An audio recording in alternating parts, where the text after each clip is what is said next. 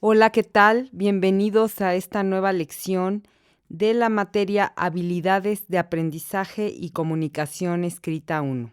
Hoy vamos a ver, como pueden observar, el estudio de casos, puesto que en otras materias sus profesores les pedirán que ustedes realicen un estudio de caso dándole seguimiento a algún niño o niña. Empezamos.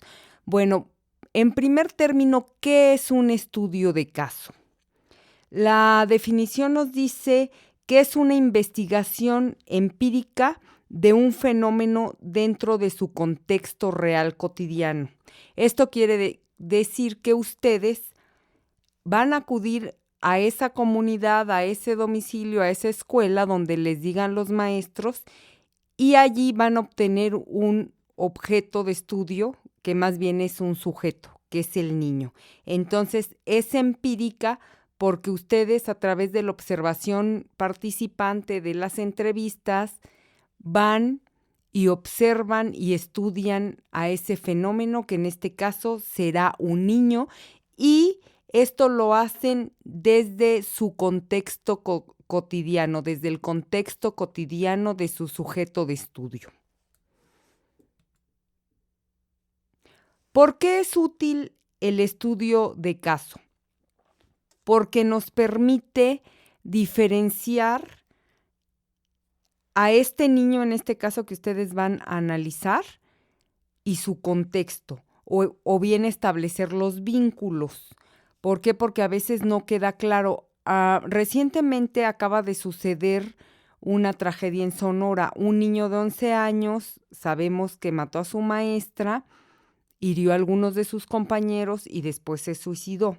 Vamos a poner este ejemplo para explicar esto. Dice, es útil cuando los límites entre el fenómeno a analizar, en este caso el niño, y su contexto, es decir, el ambiente en que se desenvuelve, no están claros.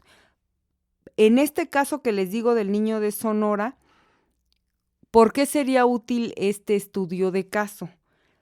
Pues porque haciendo el estudio de caso nos daremos cuenta que este niño tenía armas en su poder porque su abuelo estaba directamente relacionado con actividades delictivas, que este niño tenía un contexto social familiar deshecho puesto que su papá está en un penal de alta peligrosidad y su mamá está muerta.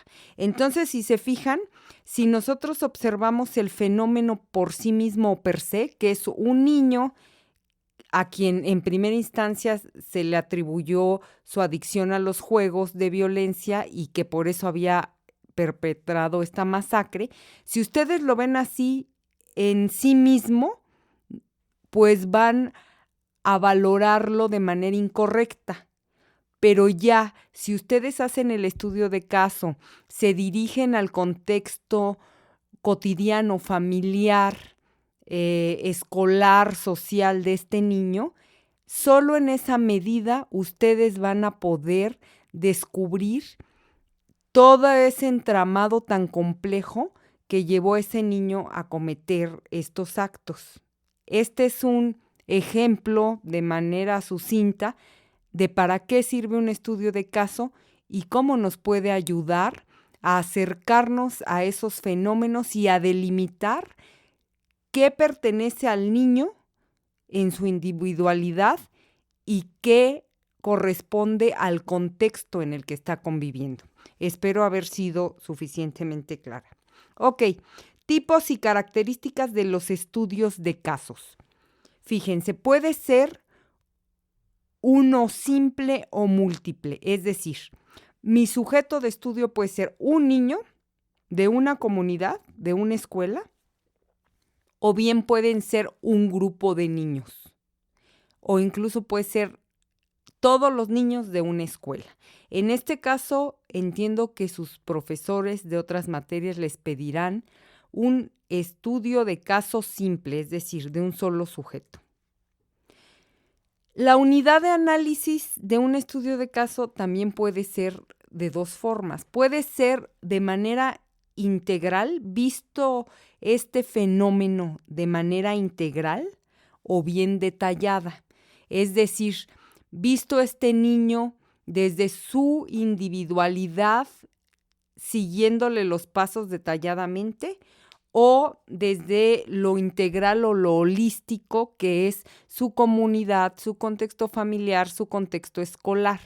¿De qué dependerá que sea holístico o detallado? Pues de lo que ustedes pretendan obtener, obviamente, de los resultados que ustedes pretendan obtener. Ok, los objetivos de investigación en los estudios de caso pueden ser 3, es decir, puede ser una investigación descriptiva, una investigación explicativa o bien una explicación exploratoria. ¿En qué consiste la primera? Pues como su nombre lo indica, ahí lo único que ustedes tienen que hacer es describir los distintos factores que ejercen influencia en ese niño que ustedes van a estudiar, que en este caso es su fenómeno, ¿no? Su fenómeno de estudio. Hasta allí el objetivo de la investigación descriptiva.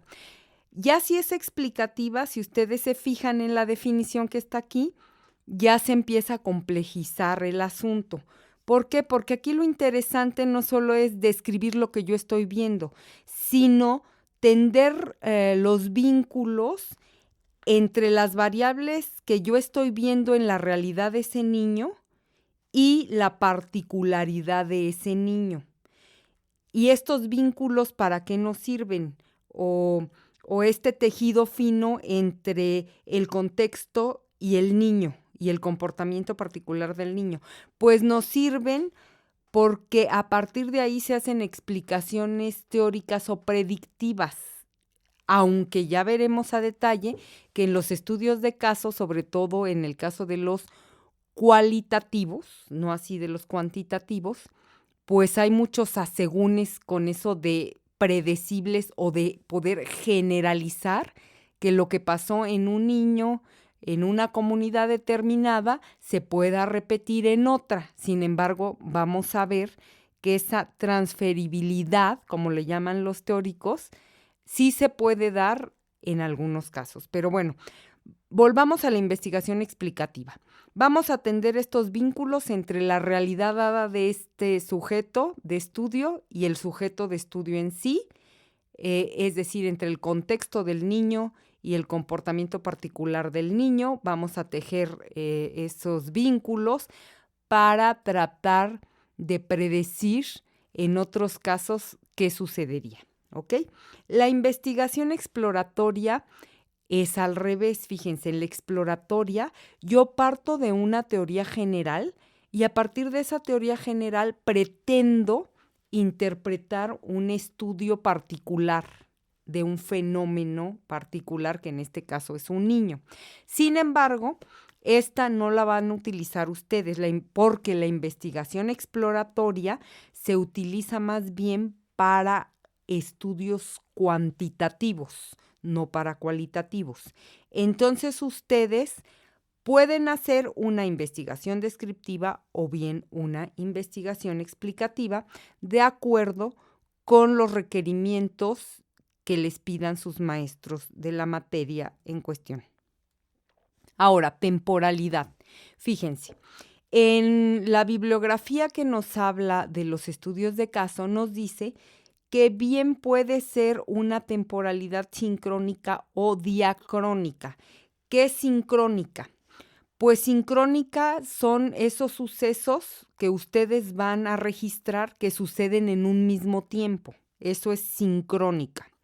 Digamos, por ejemplo, el niño. Al niño al que ustedes le van a dar seguimiento, que le van a seguir los pasos y lo van a observar, ese niño cómo se comporta simultáneamente, en el mismo tiempo, en el mismo periodo de estudio, en la escuela, en el hogar, con sus amiguitos, jugando afuera. Eso sería analizarlo desde una perspectiva sincrónica.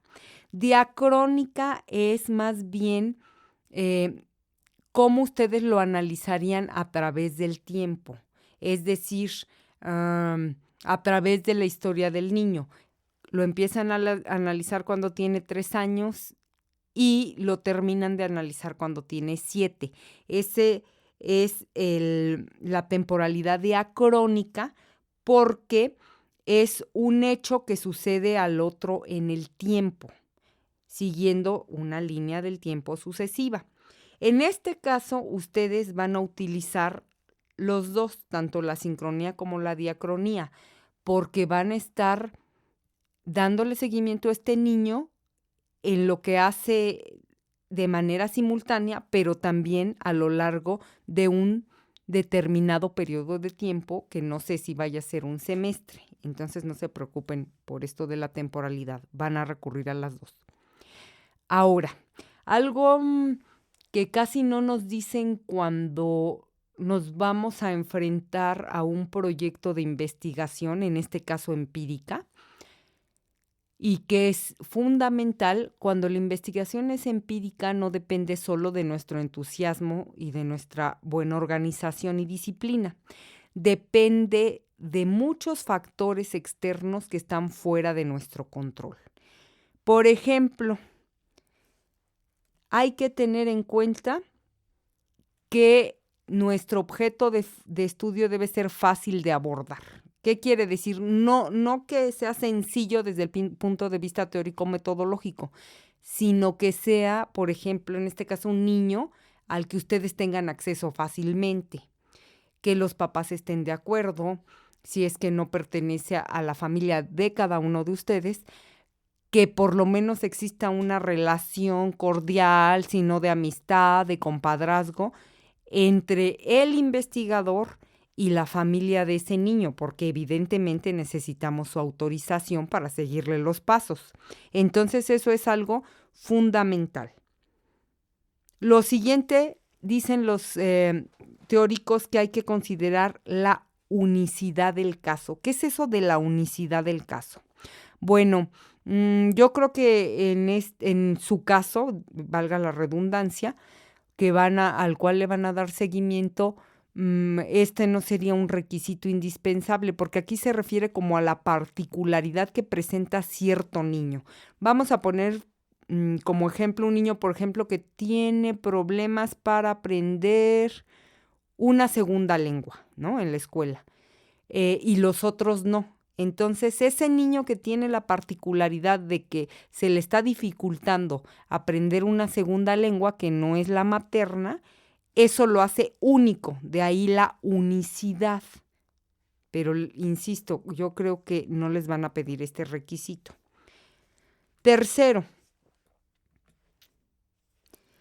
considerar los contextos de la selección. ¿Qué quiere decir esto? Bueno, más allá de la definición que les puse aquí o de la explicación, yo lo resumiría de la siguiente manera. Esto de considerar los contextos de la selección puede o bien ayudarnos o bien obstaculizarnos en la investigación. ¿Por qué?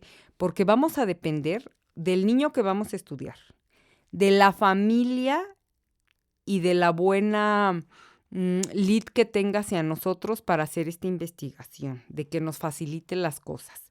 Quizá si tenemos que darle seguimiento en el aula, ahí ya vamos a depender no solo de la familia, sino de una escuela, de que nos permitan estar ahí como observadores, quizá entrevistar a la maestra. Entonces ya dependemos del ánimo y la disposición de una institución y de unas personas, que puede ser la maestra, el prefecto, etcétera. Entonces, estos contextos nos deben de ser favorables. Eso es algo muy importante, porque también a veces las investigaciones fracasan por la falta de disponibilidad de estas instituciones o de estos sujetos que están interviniendo en nuestro estudio de caso. Entonces, mucho cuidado con eso. Vamos a pasar al cuarto asunto importante en el estudio de casos. ¿Cuál es el método?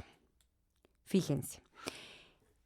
Aquí vamos a estudiar desde un punto de vista o de una perspectiva del método inductivo. ¿Qué quiere decir inductivo? Pues de lo particular a lo general, es decir, del seguimiento de un niño, a partir del seguimiento que demos a un niño, que es nuestro fenómeno o nuestro sujeto del caso, de allí vamos a desprender generalizaciones con el ánimo de teorizar o generalizar o hacer transferible este estudio de caso a otros estudios de caso a los que se dediquen otros investigadores. Por eso el método es inductivo. ¿Por qué? Porque es a través de la descripción que yo haga de mi sujeto de estudio, de la interpretación que yo haga de lo que observé de mi objeto de estudio, que se produce la contribución teórica general de que esto que yo observé en este caso particular es probable que se pueda generalizar y aplicar a otros casos, obviamente con sus particularidades. Ok, ¿qué fuentes utilizo para mi estudio de caso? Fíjense, aquí les voy a desplegar todas las posibles fuentes. No obstante, les voy a ir señalando las que yo creo que por la naturaleza del estudio de caso al que ustedes se van a dedicar, les van a pedir sus maestros. Pueden utilizar, en primer término, documentos, registros de archivo. Aquí entran ustedes. Seguro, entrevistas directas les van a pedir los maestros. ¿Entrevistas directas de quién? Pues de quienes conviven con ese niño en la cotidianidad. Observación directa. Evidentemente eso es algo que ustedes tendrán que hacer en su estudio de caso porque es una investigación empírica. Observación de los participantes, es decir, el niño en su contexto. Lo observo a él, pero también a las personas con las que convive, y no solo a las personas, también la materialidad en la que convive, es decir, cómo es su salón de clases, en qué condiciones vive en su casa, en dónde convive con la mamá, es en la cocina, es en el patio, en donde juega. Todo eso es importante y nos sirve como fuente para nuestro estudio de casos. Insisto, yo creo que ustedes se van a dedicar principalmente a la observación directa de su objeto de estudio y de las personas que conviven con el niño, que sería la observación de los participantes, pero también seguro tendrán que hacer entrevistas directas. ¿A quién? Pues al niño quizá, pero seguramente a quien convive con él. Papás, hermanos, maestros, etc. Ok, siguiente punto. Punto número 6, importante en los estudios de caso. La triangulación. ¿Qué es eso de la triangulación? En primera instancia, la triangulación la podríamos definir como ese contraste de fuentes que utilizamos, como esa verificación que yo hago desde las diferentes perspectivas y desde las diferentes fuentes que utilicé. ¿Para qué hago esta triangulación? Pues porque solo en la medida en que yo triangule esas fuentes y esas perspectivas, mi investigación de caso tendrá una veracidad o verasimilitud desde el punto de vista científico. Porque si no, puede ser que solo esté hablando yo de ese estudio de caso desde mi subjetividad investigadora y no haya nada que lo respalde.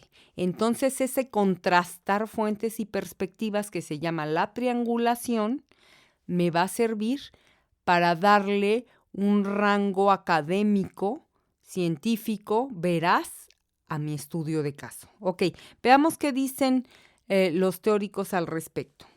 Fíjense, dice que una triangulación es la combinación de metodologías en el estudio del mismo fenómeno. Ok, entonces, esta combinación de metodologías podríamos hablar que en el caso específico que ustedes van a seguir, que es el de un niño, sería triangular o poner en perspectiva o poner a discutir, por ejemplo, lo que ustedes observaron como observación participante, de lo que les dijeron en las entrevistas y del contexto. Entonces ahí estaríamos triangulando o combinando las fuentes y las perspectivas para tener una conclusión o un resultado de estudio de caso que sea menos subjetivo, que tenga menos que ver con nuestros juicios y nuestra percepción individual, ¿ok? Y dicen, se entiende la triangulación como el proceso en el que desde múltiples perspectivas se clarifican los significados y se verifica la repetibilidad de lo que observamos en este caso, que es lo que ya les expliqué. Creo que me adelanté un poco, perdón. Se trata de contrastar sobre una misma información o acontecimiento la interpretación ofrecida por diferentes informantes o por diversas fuentes, de manera que quienes estén leyendo su estudio de caso puedan identificar. Aquí está la contrastación de las fuentes y de las perspectivas, como les había dicho, y aquí está, digamos, la víscera, la perspectiva, la intuición, juicios personales y prejuicios del investigador. Para eso sirve la triangulación también, para diferenciar dónde termina lo científico y dónde empieza mi intervención personal subjetiva como investigador. Ok. También nos dicen los teóricos quienes han escrito respecto a cómo se hace un estudio de caso, que esta triangulación asegura una comprensión más general y profunda de los fenómenos estudiados. ¿En aras de qué? Pues de esta transferibilidad. Que si un investigador vio que ustedes hicieron este contraste de estas fuentes y estas perspectivas, pues entonces es más fácil que utilice como evidencia o como fuente su estudio de caso porque tiene una seriedad académica.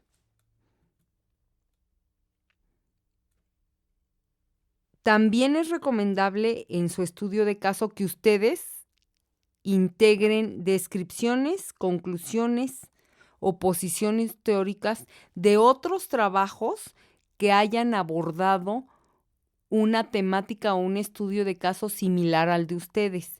Esto se llama estado de la cuestión o estado del arte. Es decir, tengo que rastrear necesariamente desde la humildad de decir, yo no soy la primera persona a la que se le ocurre hacer una investigación de un niño al que le está costando trabajo aprender una segunda lengua. Desde allí, yo empiezo, antes de hacer mi estudio de caso, a buscar la bibliografía de otros estudios de caso en donde otros investigadores que me llevan la delantera ya hicieron investigaciones de estudio de casos similares a las mías y entonces a partir de allí puedo rastrear los hilos conductores de las generalidades que encontraron para estar alerta y cuando yo me enfrente a esa realidad cotidiana de ese niño, tener presente esas generalidades porque es probable que se repitan. Y si yo no estoy al pendiente de lo que han observado otros investigadores en casos similares, quizá haya cosas que voy a pasar por alto. De allí la importancia de integrar descripciones, conclusiones y posiciones teóricas de otros autores. Ok, pasamos a lo que les he venido diciendo o me había venido adelantando del asunto de la transferibilidad o generalización del estudio de caso, que no es otra cosa más que otros investigadores que vayan a hacer algo similar a lo de nosotros, después recurran a nuestro estudio de caso para ver cómo lo hicimos. Y si tiene la seriedad y seguimos la metodología, la triangulación, etcétera, pues entonces ellos transferirán lo que nosotros obtuvimos a su estudio de caso, porque acuérdense que así se genera el conocimiento, a partir de lo que otros ya hicieron y yo lo que hago es que lo complemento, lo perfecciono, ¿no? Ok, ¿qué dice la definición de la transferibilidad? Dice, la generalización de los estudios de caso cualitativos radica en el desarrollo de una teoría que puede ser transferida a otros casos.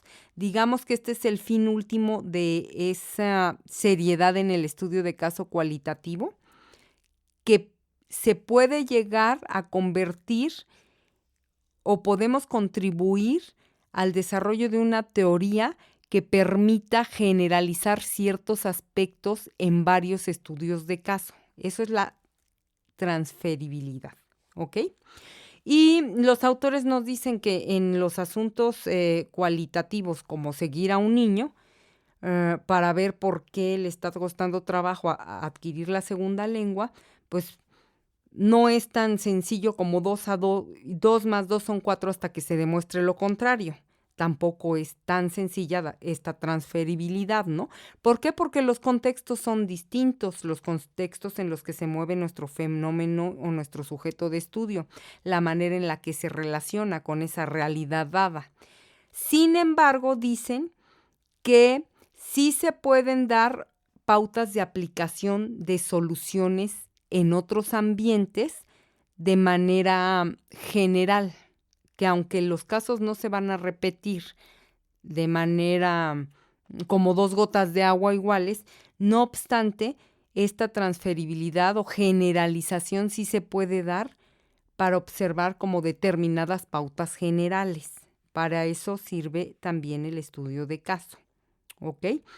Y de allí la importancia de que ustedes, a la hora de redactar su informe, describan de manera amplia y precisa el ambiente en el que se desarrolló este estudio de caso, quiénes participaron, cómo lo hicieron, cuáles fueron las condiciones del estudio a los que ustedes se enfrentaron, entre otros aspectos. Es decir, tenemos que hacer un informe muy detallado de todo el contexto en el que gira nuestro fenómeno de estudio, porque solo en ese sentido le servirá a otros investigadores.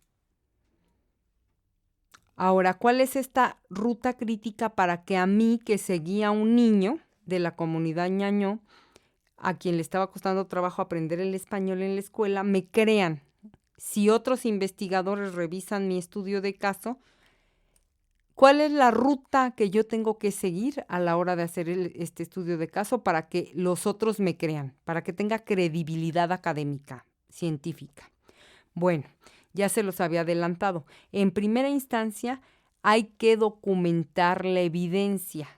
¿Qué es la evidencia? Pues lo que yo estoy observando y mis resultados de investigación, de manera sistemática, completa y detallada. Eso es muy, muy importante, acuérdense. 2. Utilizar datos y fuentes múltiples, es decir, no quedarme con una o 2 fuentes en mi metodología. Bueno, voy a ir al reporte de las calificaciones del niño en español y le voy a dar seguimiento en su casa. No, porque entre menos fuentes utilicemos, está más sesgada la credibilidad de nuestro estudio de caso. Entonces, hay que ampliar la perspectiva. Y algo importantísimo, hay que realizar esa triangulación de la que ya les había platicado, de datos y de información con otros investigadores. En este caso no va a haber problema porque su profesor especialista en la materia les va a estar dando seguimiento a la metodología que ustedes están siguiendo y a lo que están haciendo. Entonces, por ese lado no me preocupa la triangulación. 4. Verificar los resultados con personas pertinentes. ¿Quiénes son? Pues el maestro de la materia que les pidió el estudio de caso, ¿no? Que es el experto. Y evaluar cuidadosamente cómo los detalles del caso explican los resultados. Aquí hay algo muy interesante, fíjense. Quienes escriben de cómo se hace un estudio de caso y qué es un estudio de caso dicen, aguas, en los estudios de caso no es recomendable que haya una hipótesis, es decir, yo voy a comprobar tal cosa de tal niño. ¿Por qué? Porque la riqueza del estudio de caso justo radica en los detalles, o sea, es a partir de los detalles que yo observo y que consigno de ese niño y del ambiente de ese niño, de donde salen los resultados que explican por qué le está sucediendo eso. ¿Sí me explico? O sea, no parto de una teoría general para aplicarla a un niño, es al revés. A partir de esos detalles que yo observo de ese niño, allí está la riqueza de mi investigación. Por eso lo que yo voy a reportar se llama informe de estudio de caso. Los detalles, las minucias, lo que en otros géneros, como el ensayo, quizá como el artículo académico no tendría importancia, aquí ahí está la importancia, el detalle. Y finalmente, algo súper importante, acuérdense, en todos los géneros académicos, llámese como se llame, es documentar los procesos utilizados.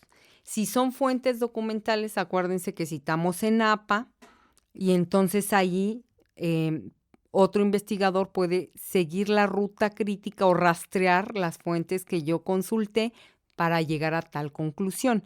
En el caso del estudio de caso, lo que tenemos que hacer es, obviamente, documentar la bibliografía con citas, pero lo fundamental es documentar los procedimientos que yo seguí y utilicé para ese estudio de caso.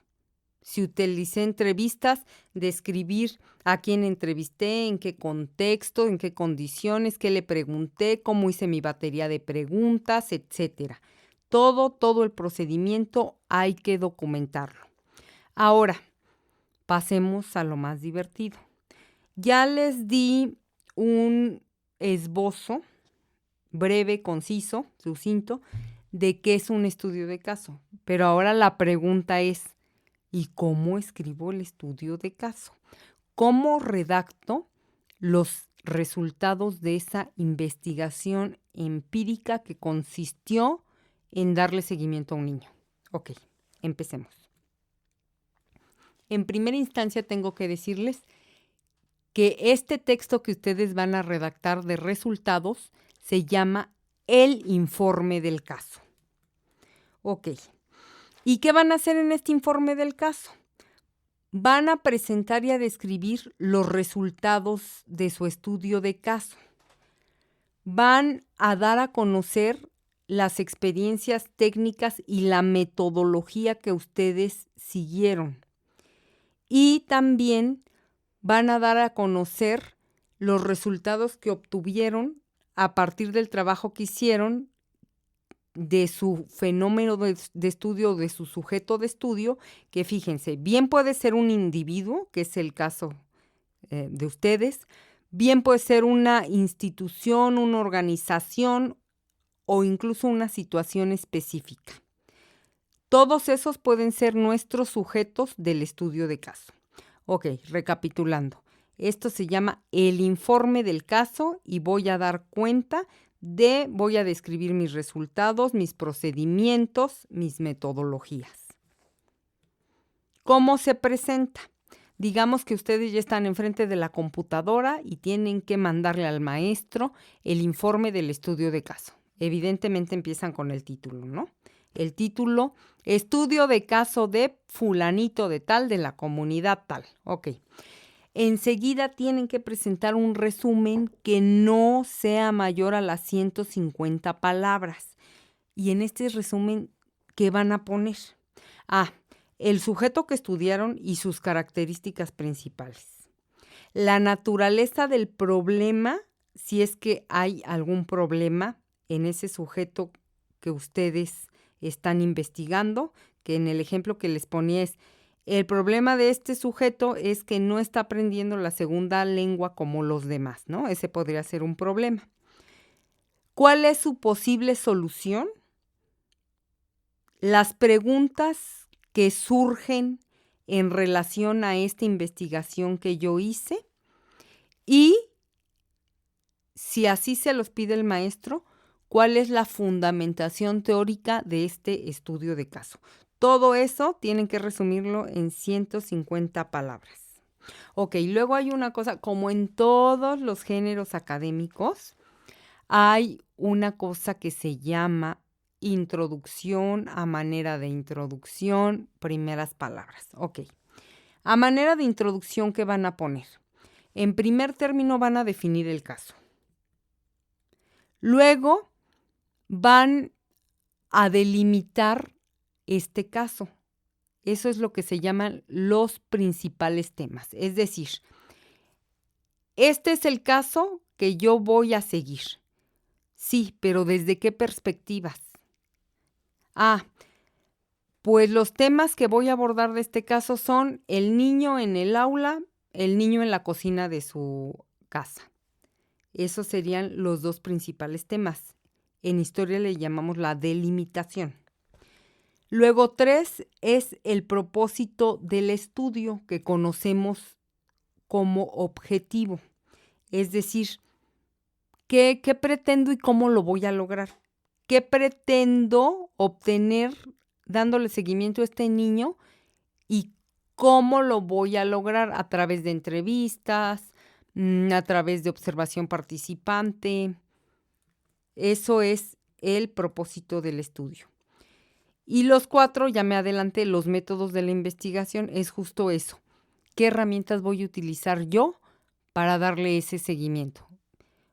Observación participante, entrevistas a quienes rodean al niño, registros de archivo, documentación, toda esa es la metodología. Pero yo junté el propósito del estudio y la metodología. Y finalmente, ¿qué fuentes utilicé yo para llegar a esa conclusión? Y algo fundamental que le da credibilidad a su estudio de caso. Tengo que hacer en la introducción un análisis de la biografía de otros casos similares al mío, obviamente textos escritos por otros autores. Esos autores que se me adelantaron en este tema, que se parece mucho al mío, ¿qué dicen de sus estudios de caso? Eso que se llama estado de la cuestión o estado del arte va en la introducción. Ahora, nuevamente, como todo género académico, así como hay una introducción, hay un desarrollo. Y este desarrollo puede ir dividido por una subtitulación interna. Si es que ustedes creen que ya se agotó un subtema y van a empezar otro y no tienen manera de hilarlo desde la redacción, muy fácil, ponen un subtítulo que evidencie o que dé muestra de lo que van a explicar enseguida. Entonces, en el desarrollo, ustedes pueden utilizar esos subtítulos para dividir los subtemas a los que se están dedicando en el estudio de caso. Ok, desarrollo. ¿Qué pongo en el desarrollo?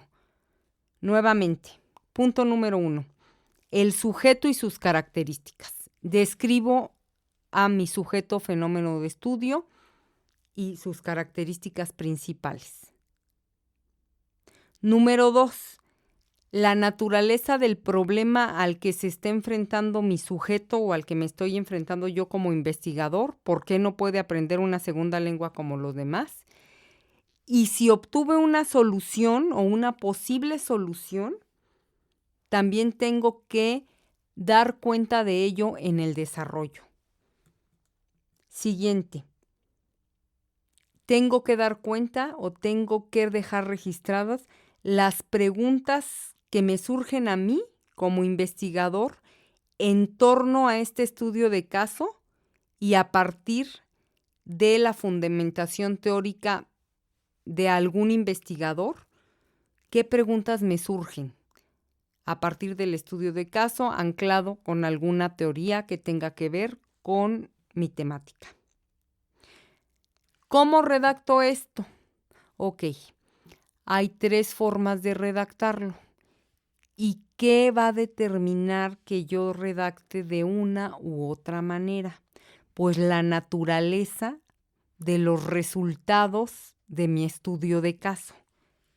Acuérdense que los géneros y las características y el cómo redactar tienen que obedecer a mis necesidades y no al revés. Entonces, puede ser que yo decida por las condiciones o por cómo se dio el estudio de caso y los resultados que obtuve, que lo más apropiado o lógico sea que yo lleve un orden cronológico o biográfico del caso.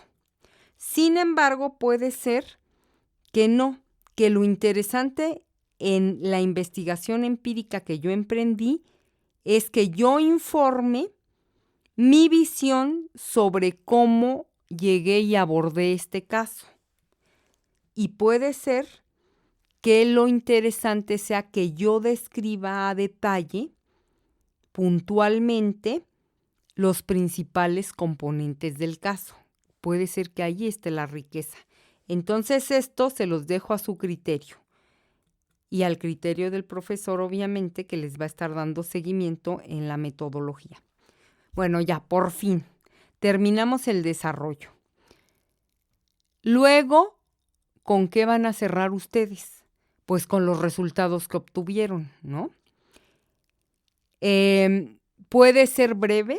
A veces nos queremos adaptar a los cánones rígidos de, en la torre. Mi estudio de caso es de 20 cuartillas. Bueno, aprovecho para decirles que la extensión promedio para un estudio de caso, para un informe de resultados de estudio de caso, es de 20 cuartillas. Ok. Vamos a suponer que ustedes digan, híjole, la introducción tiene que ser el 10% de todo. Luego el desarrollo, el 80%. Y los resultados obtenidos o conclusión tiene que ser el otro 10%. Ok, eso es lo que dice la norma. Pero puede ser que la riqueza de su estudio de caso esté en los resultados obtenidos y que hayan obtenido muchísimos resultados y entonces necesiten dedicarle 10 de esas 20 cuartillas. O puede ser que en realidad ustedes ya en el desarrollo, como fueron describiendo a detalle lo que observaron y lo que resulta de eso, entonces ya no sea necesario dedicarle 10 cuartillas, sino 2 párrafos. Entonces aquí también lo dejo a su criterio y al criterio de lo que la realidad de los resultados obtenidos les imponga, ¿no? Puede ser que no hayan obtenido grandes resultados y cómo llenan 10 cuartillas, ¿ok? Pero lo importante es dar a conocer, para cerrar este informe de estudio de caso, los resultados obtenidos en la investigación empírica. Y finalmente, esta es una obviedad, su lista de referencias o bibliografía que utilizaron para darle seguimiento a este estudio de caso. Les dejo aquí las referencias de donde yo tomé la información básica que les acabo de dar, por si ustedes quieren recurrir a ahondar más en el asunto. Estos 3 textos están en línea, los pueden bajar de internet, nada más no olviden citarlos y están ahí a su disposición. Y con esto cerramos el estudio de caso. Espero haber sido clara y que les sea de utilidad. Hasta la próxima.